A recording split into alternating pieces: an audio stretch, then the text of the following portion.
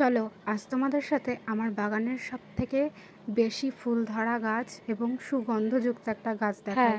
ঠিকই চিনতে পেরেছো, এটা একটা বেলি ফুলের গাছ। আর এই গাছটা আমি ডাল থেকে চারা তৈরি করেছি, আর ডালটা জোগাড় করেছি আমি এই গাছটা থেকে। নার্সারি থেকে আমি দুটো বেলি ফুল গাছে এনেছিলাম, তার মধ্যে এটা একটা আর একটাও আছে, সেটাও দেখাচ্ছি পরে। আগে দেখো গাছের গ্রোথ।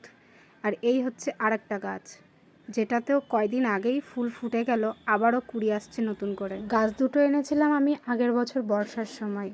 আগের বছর তো টুকটাক ফুল দিয়েছে, এবার পুরো গাছ ভরেই ফুল দেবে। 3 থেকে 4 মাস আগেও আমার গাছটার ঠিক অবস্থা এই রকম ছিল, কারণ হনুমানের 2বার থেকে 3বার গাছটাকে পুরো মুড়িয়ে খেয়ে গেছে আর উপড়িয়ে ফেলে ধুয়ে গেছিল।